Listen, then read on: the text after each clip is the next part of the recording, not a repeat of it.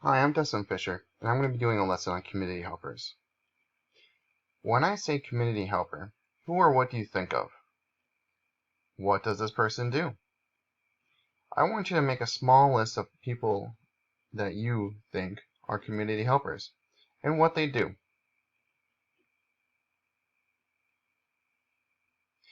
Okay, now that you have a small list, when I said community helper, most people probably thought of police officers, firefighters, and doctors. Those are who I would have listed as community helpers as well. How about now with everything going on with the COVID-19 coronavirus situation? Would you change your list?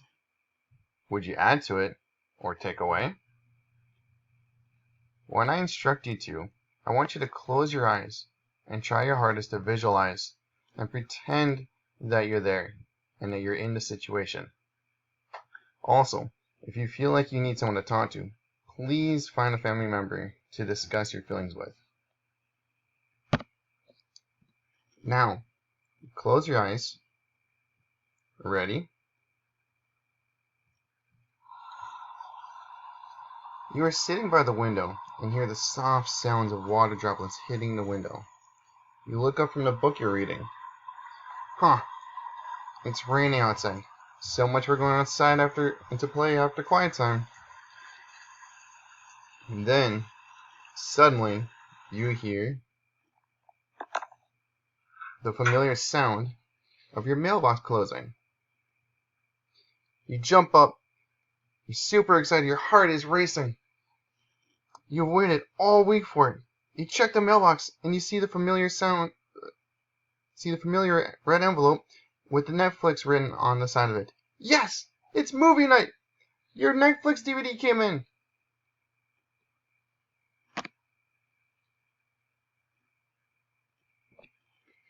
So, let's stop here for a second and focus on one of the first few people that I feel are a community helper. So, how did your Netflix DVD get there? Most likely, the Postal Service. What do they do? Well, for some, they deliver Netflix DVDs, others a letter from grandma and grandpa, or maybe from a friend, and sometimes they deliver books. What if, during this time, the mail wouldn't be delivered? Well, based on the fun stuff that can be mailed to you, life would be a little bit more dull. The Postal Service is needed to also bring news, entertainment, oh, and can't forget your parents' favorite, bills! Ha! Joking. No one really enjoys the bills. But could you imagine not being able to get mail? Okay, let's close our eyes again. Now, it's 6 p.m. at night. You're sitting on a couch all cozied up by your family members, watching the previews for your movie. A snack would be tasty, but what should we snack on with a movie? Popcorn! A family member goes to make some.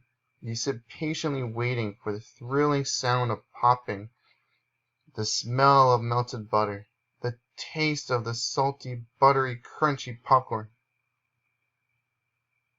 What's that? Oh no! Your family member calls out, "It's all gone!"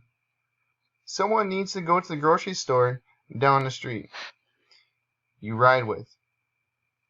When you get there, you go running to the door, through the rain, splashing through the puddles. And as you approach the doors, they don't open. But why? You look up, and a sign says, "Closed due to safety and sanitation reasons during this virus." You get a sinking feeling because you're craving popcorn and the store is closed. Okay, you can open your eyes.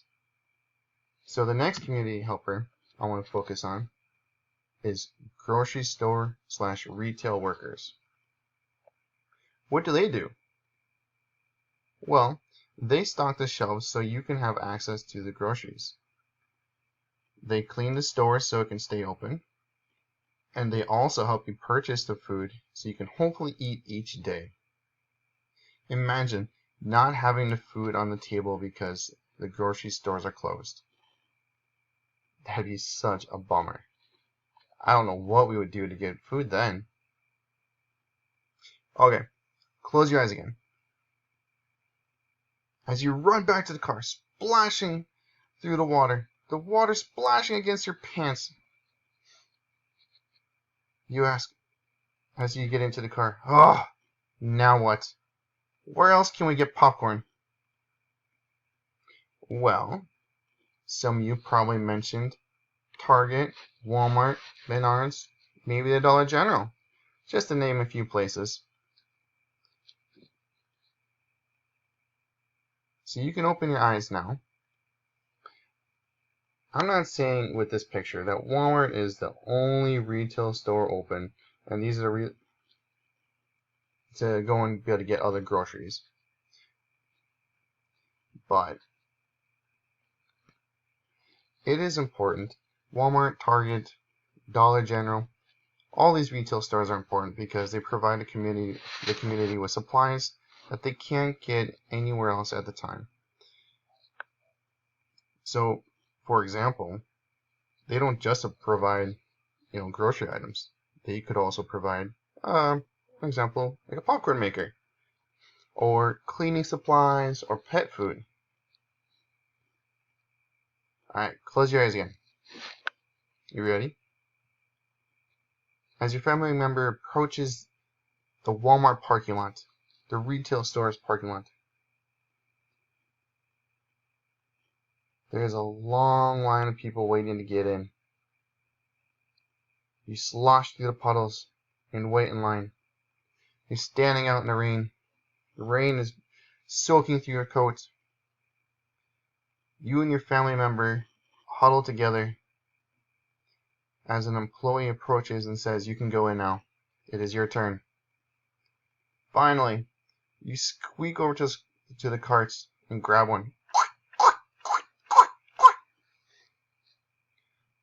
You grab the cart. Grab the last sanitizing cloth so you can clean your shopping cart. You dash over to the aisle with the popcorn and grab the last 2 bags. One, make sure you have enough. Oh, thank goodness. Something is at least going right. A good thing about limited people in the store are the shorter lines at the registers.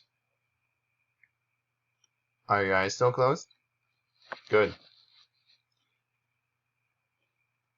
You finally get home after the long shopping trip. So you bust through the door and triumphantly shout, "We got the last 2 bags of popcorn!" So now you are watching excitedly as the popcorn gets prepared in the popcorn maker. It gets plugged in. You listen intently, waiting for the sound of the kernels getting stirred. But there's nothing. Quiet. Now what?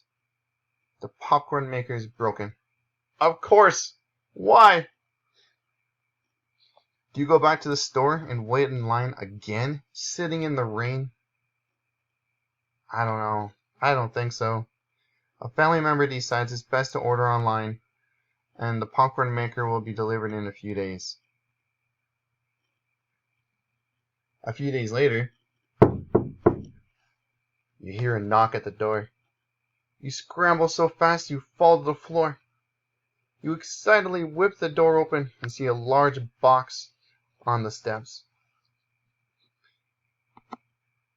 As you pick up the box to take it inside, you see a large truck across the road.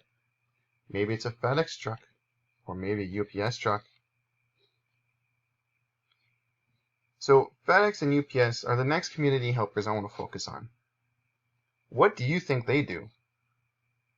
Well, they deliver items that people order online. Okay, close your eyes again. The next morning, after a big stretch, you walk to the door to sniff the fresh air after the rain. You step outside and take a large whiff. The smell of rotting garbage and dirty diapers fills your nostrils. Why does it stink so badly, you think? Geez, when are these garbage trucks going to pick up the trash? This brings me to the last community helper I want to focus on. Aren't you glad that you don't have to walk outside every day and smell garbage? This is why sanitation workers are important community helpers. They help our communities stay clean. So could you imagine if the grocery stores, the retail stores, delivery services were all closed and the garbage trucks weren't picking up our garbage? You wouldn't have access to food or cleaning supplies or essential items that are needed to survive to be delivered to us, and we would have garbage just everywhere. That would be awful. You see, everyone in a community is important. So now we're gonna watch this reading of a book to show how communities are so important to each other. In this circumstance, the community is a box of crayons.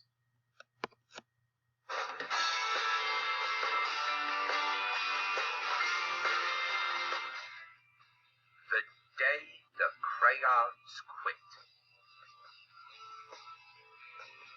One day in class, Duncan went to take out his crayons and found a stack of letters with his name on them.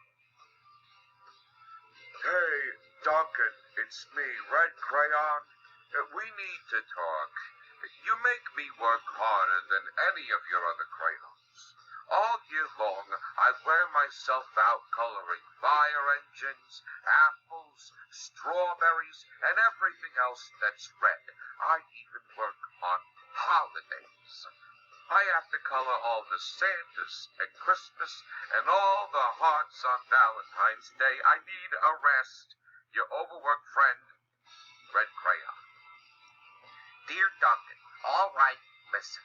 I love that I'm your favorite crayon for grapes, dragons, and wizards' hats, but it makes me crazy that so much of my gorgeous color goes outside of the lines.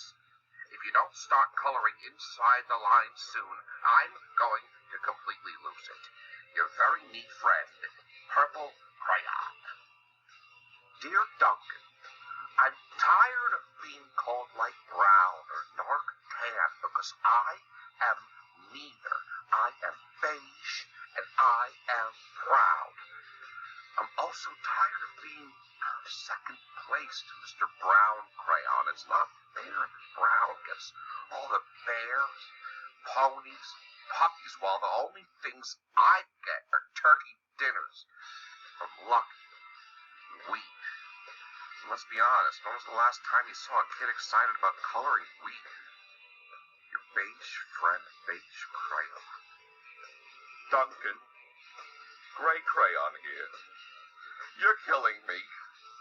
I know you love elephants, and I know that elephants are gray, but that's a lot of space to color in all by myself, and don't even get me started on your rhinos, hippos, and humpback whales. You know how tired I am after handling one of those big things? Such big animals. Baby penguins are great, you know. So are very tiny rocks, pebbles. How about one of those once in a while to give me a break? Your very tired friend, Gray Crayon. Dear Duncan, you color with me? But why? Most of the time I'm the same color as the beige you're using me on. White? If I didn't have a black outline, you wouldn't even know I was there. I'm not even in the rainbow. I'm only used to color snow or to fill in empty space between other things, and it leaves me feeling, well, empty. We need to talk. Empty friend, White Crayon. Hi, Duncan. I hate being used to draw the outline of things. Things that are colored in by other colors, all of which think they're brighter than me. It's not fair when you use me to draw a nice beach ball and then fill in the colors of the ball with all the other crayons.